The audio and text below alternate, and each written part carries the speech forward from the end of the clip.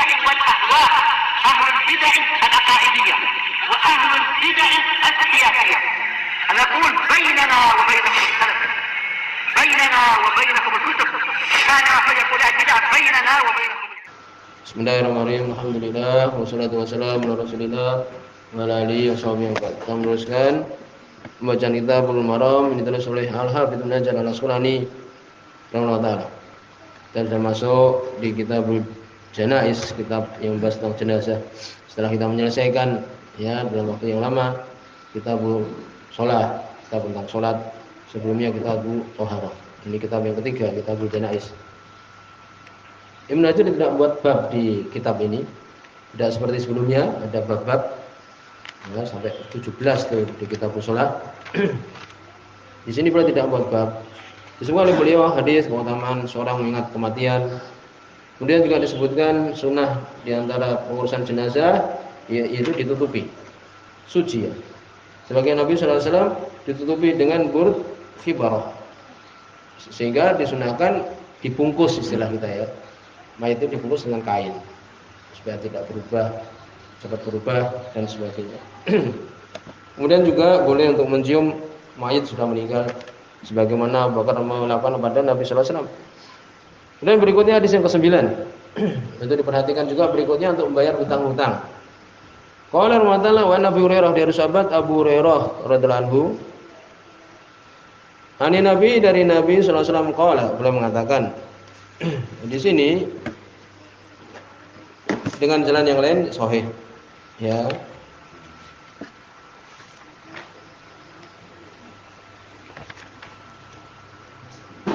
Walaupun di sanad ini ada Umar bin Abi Salamah ya dhaif. Tapi ada jalan yang lain yang hadis yang masyhur, ada banyak seperti riwayat Ibnu Hibban, demikian juga yang lainnya. Ya, sahih hadis ini. Disebutkan kalau belum mengatakan nafsul mukmin mu'allaqah bidainihi. Jiwa seorang mukmin itu tergantung dengan hutangnya, dain, hutang. Hatta yuqda anhu, sampai dibayarkan atasnya. Dibayarkan untuk dia. Sampai dibayar hutangnya. Ya, demikian. Rawah Ahmad riwayatkan Imam Ahmad wa Tirmidzi dan Imam Tirmidzi wa hasanah dan belum mensahihkan. Hadisnya banyak seperti riwayat Imam Muslim dari Abdullah bin Amr radhiyallahu anhu. Demikian juga hadis Abu Qatadah ya, Nabi sallallahu alaihi wasallam beliau tidak menyelatkan di antara sahabat yang punya hutang. Kemudian ketika Abu Qatadah membayar hutang itu Nabi menyelatkan. Hadis riwayat Imam Muslim jelas yukfar li syahid ya kullu syai' illa dain. Diampuni untuk orang yang mati syahid segala sesuatu kecuali hutang. Ini padahal dia syahid, mati syahid. Kan begitu.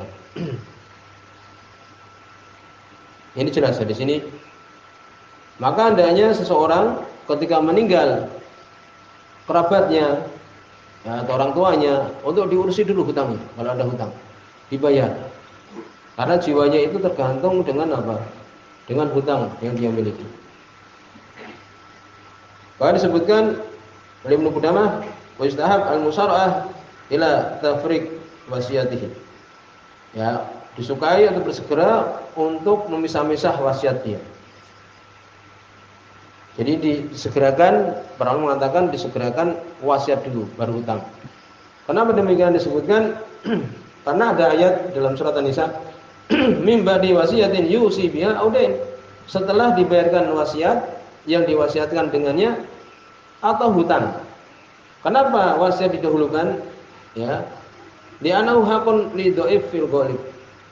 Karena kebanyakan wasiat itu haknya orang lemah kebanyakannya. Wala yutalib biha. Tidak diminta. Nama wasiat itu jarang orang minta, kan cuma wasiat saja. Berbeda dengan hutang. Kalau hutang mesti orang yang dihutangi akan menuntut kan itu. Tapi kalau wasiat namanya wasiat.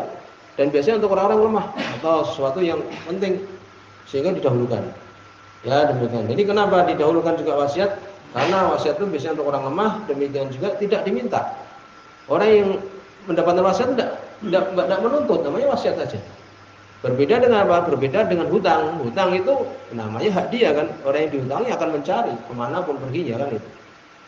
Bahkan kadang didoakan dengan kejelekan kalau tidak membayar hutang. Ya demikian. Oleh karena itu saya mendahulukan wasiat baru kemudian hutang. Dan itu adalah semuanya adalah penting. Ya. Kemudian juga disebutkan Manawi beliau mengatakan tergantung di sini jiwa mukmin tergantung dengan hutangnya. Manawi mengatakan al-mukhtar dan yang terpilih ana ma'nahu ana nafsahu mutalabah bima alaih. Jadi jiwanya itu diminta dengan apa yang wajib dia laksanakan. Mahbusah an maqamiha al-karim hatta yugdo. Dia tertahan dari kedudukan dia yang mulia sampai dibayarkan. La anahu adab. Beliau mengatakan Imam Nawawi bukan maknanya disiksa, bukan maknanya disiksa. Dia punya hutang bukan berarti disiksa. Tapi dia tertahan untuk mendapatkan keadaan yang mulia. Ya, demikian. La siyama in kana khalafahu wa fa ausabihi wa ausabihi. Ya, in kana khalafahu wa fa.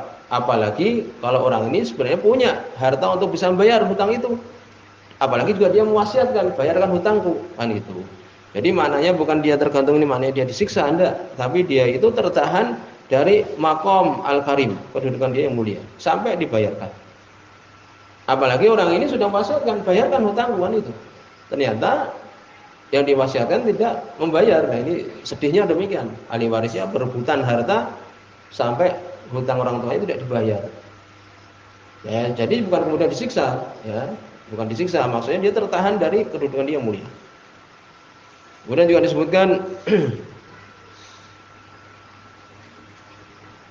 yang bagi ayusari aulia mayit bi qadaidin mayitihim.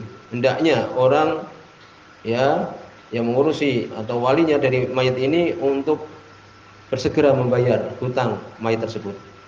Fa idza ajizu an dzalik, ya, kalau tidak mampu bagaimana? Dan dia punya ikor, punya tanah, dibayar untuk bayar hutang itu. Ya.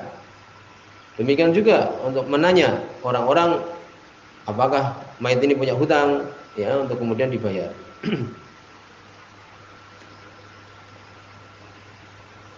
Demikian juga wasiat tadi untuk dibayarkan. Kemudian juga ya apabila orang ini mau meninggal mengatakan punya hutang, maka diterima ucapan mayit ini sebelum dia meninggal, ya, dibayarkan. Dan berikutnya tentang tata cara mengkafani. Demikian juga mandikan. Qala Ramadana wa ini bin Abbas dari sahabat Abdullah bin Abbas radhiyallahu anhuma. Hadis pertama lain. Hadis Bukhari Muslim ini. Ini tentang memandikan mayit dan mengkafani. Mengurusi jenazah meliputi apa? Meliputi memandikan, mengkafani, menyolatkan, kemudian apa? Menguburkan. 4 perkara ini. Ada pembukaannya juga aja setelahnya, tapi 4 ini yang penting. Wa ini bin Abbas dari sahabat Abdullah bin Abbas radhiyallahu anhu, anna Nabi sallallahu alaihi wasallam qala beliau mengatakan, yang Bukhari Muslim ini, qala fi ladzi saqata an rahilatihi. Nabi mengatakan tentang seseorang yang jatuh dari kendaraannya. Famata, kemudian dia meninggal. Ya, demikian. Sebutkan dalam disebut salam di sini oleh Imam Sunani, wa waqifun bi Arafah. Dia sedang wukuf di Arafah, melakukan ibadah haji. Ya, kemudian dia jatuh dan meninggal. Nabi mengatakan iksuluhu bima'in wasidr. Ya. Mandikanlah oleh kalian dia ini. Mandikanlah oleh kalian dia ini bima'in wasidr, dengan air dan sidr. Sidr itu pohon bidara. Dan juga para ulama, oleh Syekh Utsaimin juga, bahwa dulu itu ditumbuk, nanti kalau kena air itu dia mengeluarkan apa? Busa. Kalau sekarang sabun, ya, mungkin untuk mengeluarkan busa itu. Ini diantara sunnahnya. Sekarang memang sudah ada sabun, tapi alangkah bagusnya untuk disediakan sidr juga, ya. Ini pohon bidara itu daunnya. Ya, mandikanlah dengan air dan sidr. Daun sidr maksudnya. Wa kafinuhu fi thawbayh, dan kafankan oleh kalian dia ini dengan 2 bajunya. Betul oleh hadis Bukhari Muslim. Kemudian juga berikutnya, ini masih berkaitan dengan masalah ini. Wa Aisyah dari Aisyah radhiyallahu anha qalat beliau mengatakan, lama arad lama aradu ghusla Rasulillah, ketika mereka para sahabat ingin memandikan Rasulullah SAW yang ketika Nabi wafat, qalu mereka mengatakan, wallahi ma nadri, demi Allah kami enggak tahu. Nujaridu Rasulullah, apakah kita menelanjangi Rasulullah SAW kama nujaridu mautana, sebagaimana kita menelanjangi mayat-mayat kita, amla atau tidak. Al hadis, ini hadis panjang. Rawahu Ahmad wa Abu Daud, riwayat Imam Abu Daud dan Imam Ahmad. Dari sini diambil kesimpulan bahwa ya ditelanjangi mayat itu, dan sekali para ulama untuk aurat mughalladhah, yaitu kemaluan, ya kubul wa dubur, ini kemaluan dia itu, demikian juga pantatnya ditutupi. Ya biasa pakai sarung, antara seperti sarung itu atau anduk antara pusar sampai lutut, ya gitu. Kemudian ditelanjangi semua bajunya, ya semuanya ditelanjangi, ditutupi tadi tempat tadi, aurat mughalladhah. Adapun Nabi sallallahu alaihi wasallam itu adalah khusus Nabi sallallahu alaihi wasallam, ya tidak disebutkan para malaikat yang mandikan semisal itu. Yang jelas diambil kesimpulan di sini bahwa mayat itu ditelanjangi ketika dimandikan. Ketika mandikan ditutup tadi, ya antara pusar sampai lutut tadi, kemudian dimandikan. Ya sampai di sini dulu. Ya sallallahu alaihi wasallam.